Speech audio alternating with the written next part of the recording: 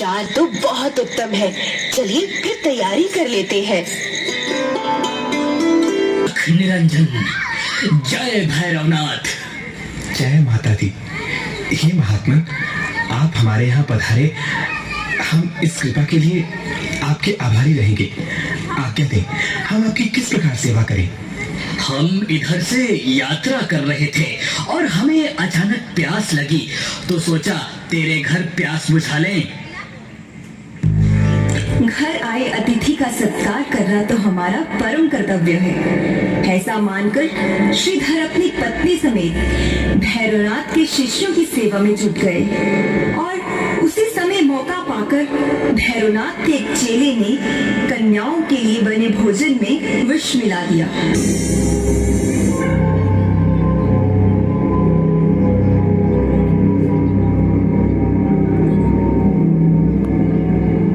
भोजन में मिले हुए विषयों का स्वास्थ्य बिगड़ने लगा।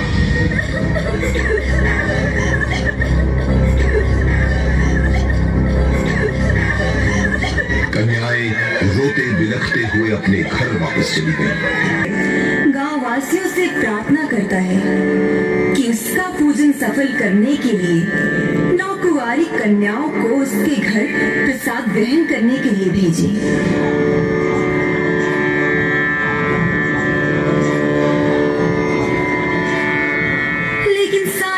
कन्याओं को भेजने से इनकार कर देता है। ये सब देखकर पंडित श्रीधर और उनकी पत्नी व्यथित होकर विलाप करने लगे।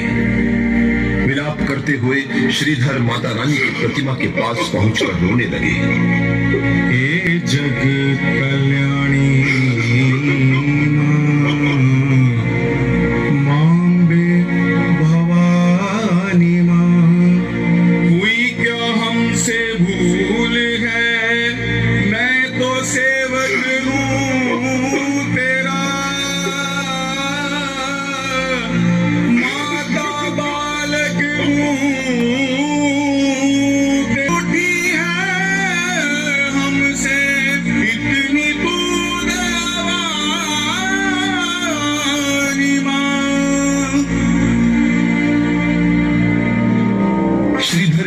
देखकर माता रानी से रहा नहीं गया और उन्होंने एक कन्या का रूप धारण कर माता आदि शक्ति के अन्य रूपों का आह्वान किया।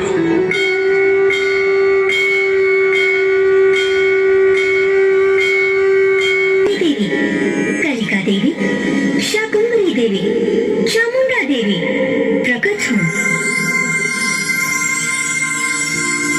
और फिर सभी 9 देवियों ने कन्या का रूप धारण कर श्रीधर का पूजन संपूर्ण करने हेतु उसके घर की तरफ प्रस्थान किया।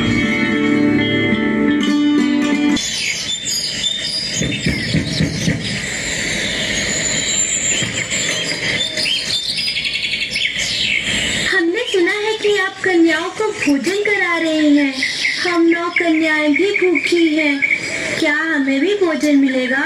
स्वामी, स्वामी देखिए तो कौन आया है। कन्याओं के चेहरे पर दिव्य तेज देखकर श्रीधर आश्चर्यचकित होकर रह गए। उन्हें विश्वास नहीं हो रहा था। फिर दोनों पति पत्नी ने धर्म पूर्वक और सही विधि से कन्याओं का पूजन किया और उन्हें भोग लगाया।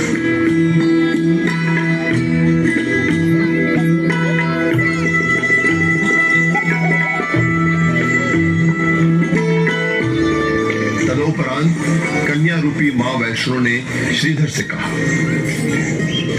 आप एक भंडारे का आयोजन कीजिए और उस भंडारे में हर किसी को आमंत्रित कीजिएगा और हाँ, भैरवनाथ को जरूर आमंत्रित कीजिएगा। यही माता रानी की इच्छा है। देवी प्रपन्नारती हरे प्रसीद मात्र जगदोखिलस्य प्रसीद विश्वेश्वरी पाहि विश्वं त्वमीश्वरी देवी चरा। इन दिव्य कन्याओं ने हमें भंडारे का आदेश तो दे दिया, परंतु हम गरीब इतना बड़ा भंडारा कैसे आयोजित करेंगे? भाग्यवान, तुम चिंता न करो। माता रानी ने राह दिखाई है तो मंजिल पर भी वही पहुंचाएंगी। जय माता दी, जय माता दी।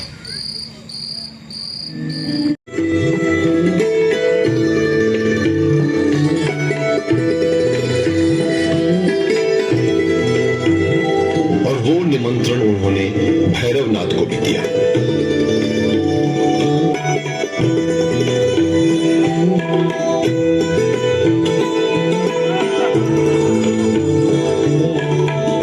श्रीधर और उनकी पत्नी ये सोचकर परेशान हो रहे थे कि उस दिव्य कन्या, और इस बीच अगर भैरवनाथ अपने शिष्यों के साथ आ गए तो क्या होगा? घर में आए मेहमानों का आव भगत कैसे होगा? यही सब अटकलें लगाते हुए श्रीधर और उनकी पत्नी माता रानी की प्रतिमा के सम्मुख बैठकर चिंतन करने लगे। घर में अतिथियों की भीड़ बढ़ती जा रही थी और अब तो लोग भोजन की भी मांग करने लगे थे। ये सब देखकर श्रीधर ने हाथ जोड़कर विनम्र भाव से आदेश का पालन किया है, परंतु वो दिव्य कन्या अभी तक नहीं आई। मैं क्या करूं मां, मैं क्या करूं? अचानक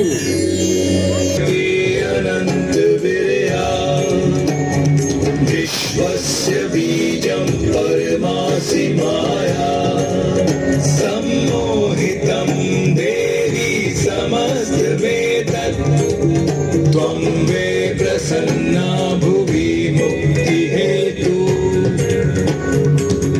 आप चिंतित ना हो, आप अतिथियों को सम्मान पूर्वक घर के अंदर ले आए। अपने छोटे से घर को देखकर श्रीधर सोचने लगे कि इतने सारे लोग इस छोटी सी कुटिया में बैठ कैसे पाएंगे। यही सोचते सोचते उन्होंने द्वार पर अपने 360 शिष्यों के साथ खड़े भैरवनाथ को प्रणाम किया। अलख निरंजन, जय माता दी। हे महात्मन, आपका इस गरीब की कुटिया में स्वागत है। अरे मूर्ख अज्ञानी, हमें तो स्वयं देवराज इंद्र भी भोजन नहीं करवा सकते और तुमने हमें भोजन पर आमंत्रित किया है। हे योगीराज, मैंने तो सिर्फ अपनी माता रानी और उस दिव्य कन्या का कहना माना है, वरना मुझ में क्या सामर्थ्य कि मैं आपको भोजन करा सकूं। दिव्य कन्या? कौन है ये दिव्य कन्या और कहाँ है वो? वो कन्या मैं हूँ भैरवनाथ। उसके हाथ में एक बड़ा सा चिमटा और कमंडल था। उसने दिव्य कन्या रूपी माता वैष्णो की ओर देखा। भैरवनाथ को अंदेशा हो गया कि ये कोई साधारण कन्या नहीं है। आइए योगीराज, घर के अंदर आकर आसन ग्रहण कीजिए। अरे तुम्हारी इस छोटी सी कुटिया में इतनी जगह कहाँ है कि हम और हमारे 360 चेले बैठ सके।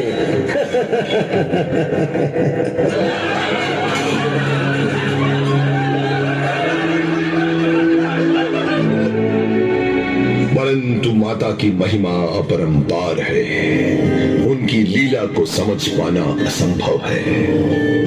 एक एक करके भैरवनाथ के 360 शिष्य घर में आ गए।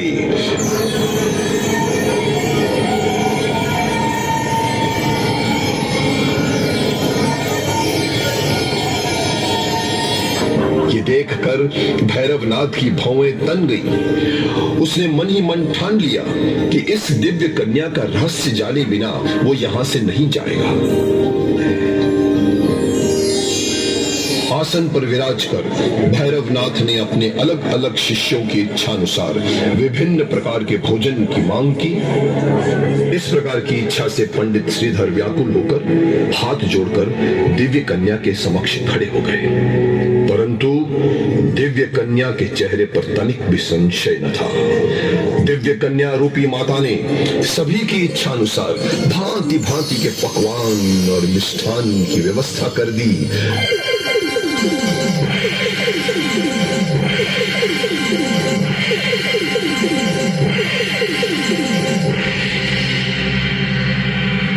और ये देखकर भैरवनाथ क्रोध से आंखें लाल कर कुटिलता से बोला, अलख निरंजन, तुमने हमारे सभी शिष्यों और यहाँ आए सभी लोगों की इच्छा अनुसार भोजन की व्यवस्था की है, परंतु हमारा भोजन कहाँ है?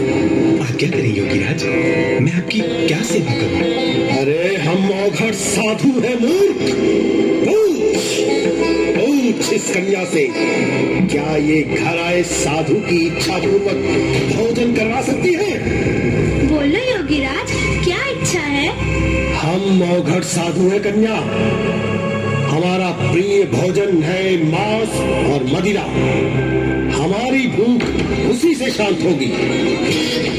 हे भैरव, यह ब्राह्मण के घर का भंडारा है और यहाँ इस प्रकार की वस्तुओं की अपेक्षा करना अनुचित होगा।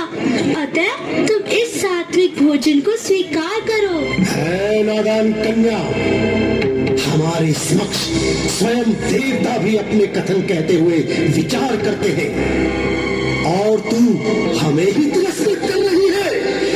ठहर जा,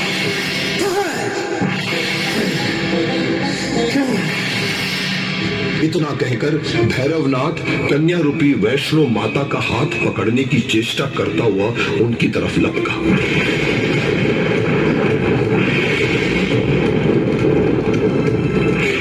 उसकी इस चेष्टा को विफल करते हुए कन्या अपना हाथ छुड़ाकर वहां से अंतर्धान हो गई। कहां गई?